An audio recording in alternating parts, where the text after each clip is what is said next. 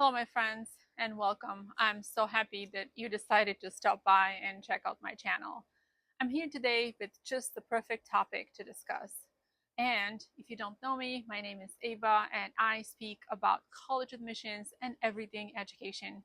What do I have prepared here today for us is a discussion about letters of recommendation. It is already June, the school year is over, and you might be ready to begin your college admissions preparations. If you haven't started already, this is one of the first things to tackle: the letters of recommendation. Now, why are they so important? As you might already know, the common application is divided into several sections, or at least I would like to think of it as divided into several sections. Chunk it and overcome it. It's just easier. And one of these sections, which is actually at the very end, once you finish filling in your activities list and putting in all of your essays and all that good stuff, signing the FERPA, you will encounter the last section to be the letters of recommendation. Now, it is the last, but not the least. And this is definitely a section you need to pay attention to. Many colleges require at least two letters of recommendation, and they will allow you to also invite a coach or invite someone additional from outside, anyone that you have worked with, anyone who knows you, who can speak about you, about your character, about your academic viability. It is entirely up to you. Now, one thing to remember is before you even begin planning how and whom to ask about the letters of recommendation, take a look at your college list and read very carefully how many letters of recommendation will that particular college require. It is actually listed in the Common App. If you go and visit that, or if you read on the website of each particular college, it will tell you. So many times you will see that what they ask for is a letter of recommendation from a STEM teacher and a letter of recommendation from your language arts teacher, which could also be a history teacher or a foreign language teacher. And then for some schools, a letter of recommendation from your counselor is also mandatory. Many schools have high school counselors that will send the letter of recommendation by default. They just do it, it is automatic.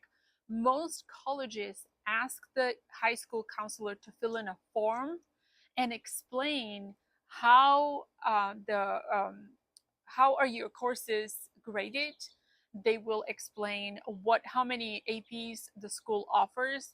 They will explain how many students are in the graduating class that year, and they will also explain any specifics about the grades. For example, if there's any particular expectations that the high school has from the teachers, and for example 10% participation, 10% maybe homework, and some schools also have that practice, which is a little bit funny to me, but I know they do practice this, where if you score a 4 or a 5 on your AP test, they give you a grade bump. Now, the schools will be asked to explain that. Your high school counselor will be expected to explain these particulars about the grading system and the coursework that your school offers. They are required to fill in that form. One thing to kind of, as a word of caution here is, if this is the case with your school, and if you know that you're getting a letter bump, a point bump on your grade because you have scored really, 4 or 5, a high score on your AP test, you might want to also address that in your common application. Be very careful with how you do that. Maybe you want to consult your high school counselor, so whatever they're saying on that form, it also matches what it is that you're saying. There's some high schools where they actually send you an email and tell you this is what you want to put on the common application as an explanation of how we grade and what we expect from our teachers. Every school functions differently. This is why it's really important to have a very tight connection with your high school counselor, or to work with a college counselor who can guide you into how to phrase this, and they they will get acquainted very deeply with your school, the grading system, and they will help you explain that properly on the Common App. But back to the letters of recommendation. Almost every college will ask you for letters of recommendation unless you're applying to the University of California system. The UCs in California do not ask for letters of recs unless they request you for a letter of recommendation later on if they conduct any audits. So it's really important to have those letters of recs ready, or the teachers that you speak to, and kind of keep it in your back pocket, so to speak. So if any requests of such come, then you're ready to submit that. uh, Go to your teachers and request them to write you a letter of recommendation early.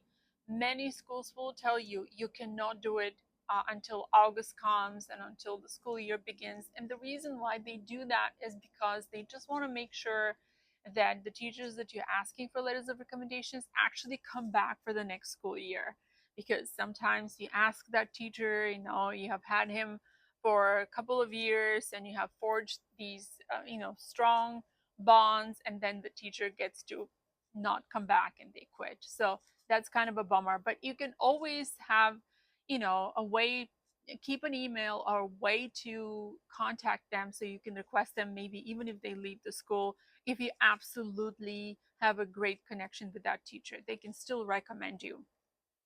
But if your school does not put any such stipulations, like you cannot ask the teachers not until August of senior year, you can definitely approach them at the very last week of the school year, and you can, politely request for a meeting or send them an email. Maybe I would like to come and speak with you for a couple of minutes tomorrow during your office hours or after school. And the reason why I would like to drop by is obviously, to say hi and thank you for everything you have done for me this school year, but also to request you to be my recommender. I really enjoyed your class, and I think now that I'm applying to colleges this summer, I think you'll be one of the teachers that I would really love if you would be my recommender. I greatly respect your work, and I'm looking forward to meeting with you tomorrow. And if the teacher says, of course, drop by, sure, then you absolutely should make that effort and go and speak with them and look at their reaction. Now, this is the best case scenario. You might actually go and approach a teacher and they might say, I'm so sorry, I've already promised 200 high school students to write their letters of rec, or I'm teaching the basketball team and I have an obligation to actually first and foremost recommend the athletes that I have coached in addition, to all my regular students, whatever their situation may be. But go and talk to them. The teacher may not be as enthusiastic, they're really overworked, so keep that in mind. But if they happen to be happy, you will know by their facial expression. And if they are not so happy to recommend you, you will also know by their facial expression. So at that point in time, if they really are not keen on writing your letter of recommendation, thank them and go and find somebody else. You want to have a good letter of rec. You don't want to have it written by someone who does not want to recommend you, who does not have a good impression or no impression at all of you, or you have just no connection with that teacher, but you're just asking them because they happen to be your literature teacher or your AP bio teacher. Just don't do that, because your letters of recommendation are very, very important. You'll be surprised how much an adult speaking about your qualities, about you as a person, your participation, how you have tackled problems, how you have shown up every day with homework or no homework, with all the assignments that they gave you, maybe you went over and above what they asked. All these things will really matter at the end. Now, once you have asked them for letter of recommendation and they have agreed to write your letter of rec, make sure that you follow up with them. Make sure that you send them a letter, an email during summer. Hi, I just want to make sure you're having a great summer. I just want to say again, thank you once again for agreeing to become my recommender. And I wanted to remind you how much this means to me. I have also enclosed in this email a brief description of my extracurricular activities. I have also enclosed my resume, maybe, or my LinkedIn profile, or I have enclosed, a couple of uh, paragraphs about my, future aspirations, my majors that I'm pursuing, something about yourself.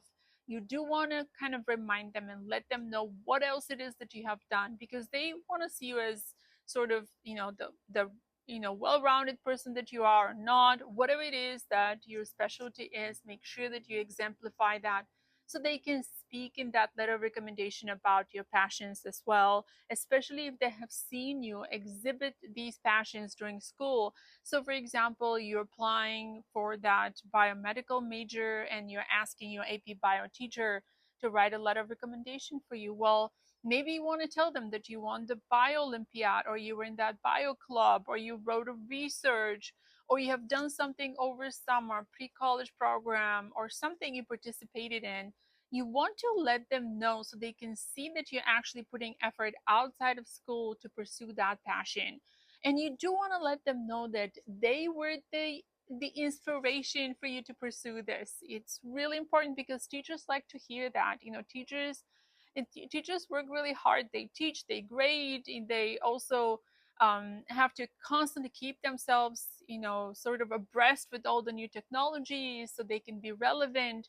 And so, telling them how much this means to you and telling them how much difference they have made in your life will be amazing for a teacher to hear, right? So you do want to say that in your email. Also, in your email to them, you want to include a short anecdote, some memory that you have from their class, something that they said, something that they taught you, or maybe a book that they recommended, or maybe you gave an answer and they corrected you, or maybe there was something, something that you remember from that class, a takeaway, something where they go, oh, I remember Johnny did this and it made the whole class laugh. And, or, I remember I was giving that assignment about cystic fibrosis and I was asking students to research.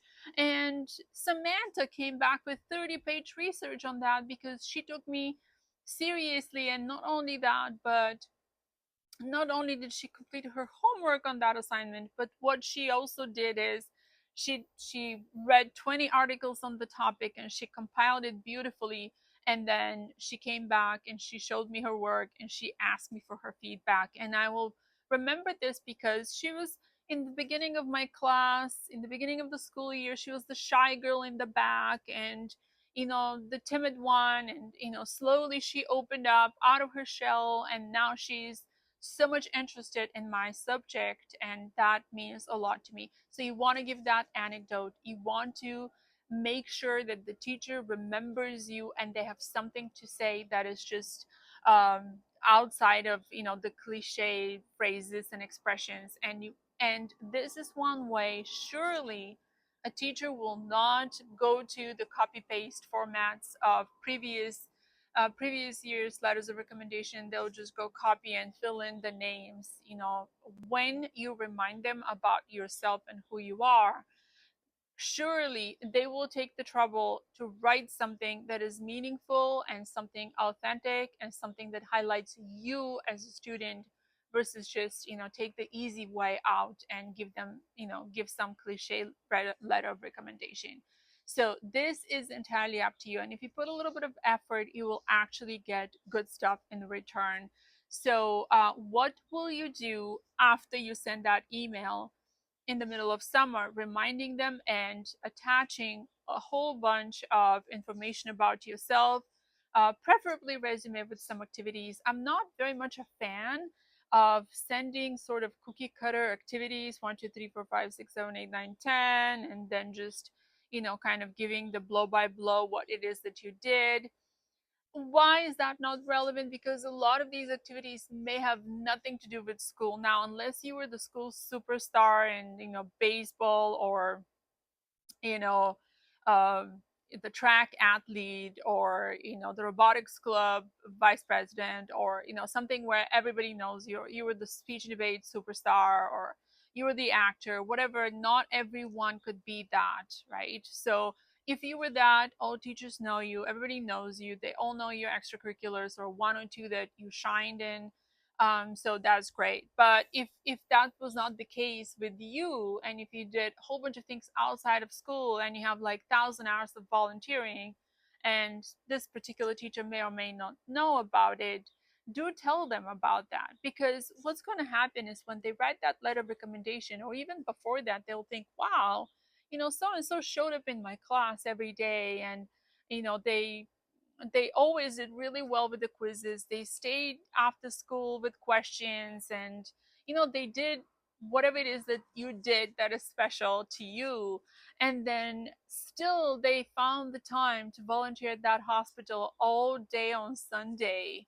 Or still they found the time to go and work in that soup kitchen, or still they found the time to go and run that 4K marathon for breast cancer, or whatever it is that you did. So they will think, wow, I had no idea. And I really think, that this is amazing that this student was able to maintain the grades and at the same time do this. And I had no idea. And now I respect this child even more. So you do want to let them know for this particular purpose, not so much that you want them to see like a laundry list of things that all the hackathons you've done and all the coding that you have done, and this may or may not be relevant to them. To your AP language teacher, they'll be like, okay, great, lots of coding here, but I remember when we were reading The Great Gatsby, this student, I don't think he read the book. I think he just went with, some quick summary online, and he just left it there. And you don't want that. You really want to let them know, where did your hours go after school. So even if you did not do so well in their class, but yet you know that you made progress and you're still requesting them for letter of recommendation, they can see that, yes, he or she, they put a lot of effort outside of school, and now I understand their passion is elsewhere, but still, they showed up prepared for my class. This means a lot. So you do want to do that. Okay. What happens when August comes? When you see these teachers, and if they're not your teachers anymore, because now you're in senior year and you have different teachers, make sure you greet them, make eye contact, say hi, stop by their classroom and say hi. I just wanted to peek in and see how you're doing, and I wanted to say hi. Did you have a great summer? Lovely to see you. I'm so happy. I'm a senior now, about to apply to college. Oh, and speaking of that, my letters of recommendations will be due on before October 15th or November 1st, or whatever your due dates are. And I just wanted to remind you and thank you again. I can't tell you, this has been an amazing journey.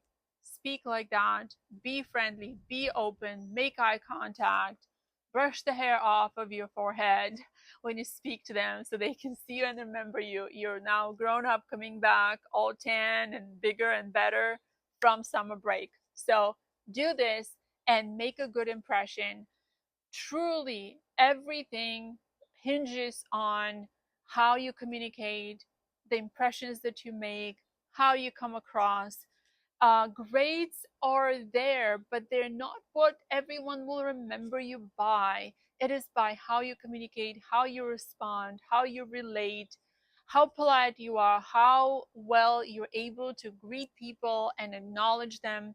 And this is true for old and young, and students and teachers and faculty. It is true for everyone.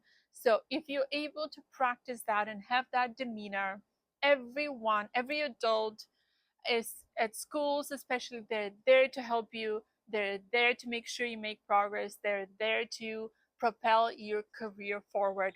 All you have to do is just put a little bit of effort. The letters of recommendations are very, very important, because they are the one of the main, actually every area in the common application is really important. There's no more important and less important. Okay, so this part, this is the ethos of your common application. This is where adults or others get to speak about you. So all the humble bragging that you're doing in your common app, in your activities, all that essays that you're writing, and all that superlatives about your personality, yourself, your ethics, your hard work, and all that good stuff you have done, when the adults are supporting that in their statement, your profile will come together as a whole and there will be no red flags. And this is what you really want to do. You have spent a lot of time going to school and back, you have spent countless hours studying, and now at the very end, you should actually put this much effort. It doesn't even take much to have adults speak highly of you. And don't forget, you can also invite your coach to recommend you. You can also invite teachers from outside. You can invite professors, anyone that you have worked with, anyone that you can speak to your work. If you're listing something on the common application as activities, and if you have a recommender for that activity, that is also wonderful, because as I said earlier, that's the ethos of your application. This is when the adult gets to say, yes, of course, this is what this young person did, and I observed it, I witnessed it, and I can put my name under this letter of recommendation and I can recommend them with clear conscience because I have seen and I know, and they will be a wonderful contribution to your institution. So when you have an adult saying that about you, then you will certainly get the success you're looking for from this process. All the best to everyone. I'll be back here with more tips, and I am looking forward to your comments.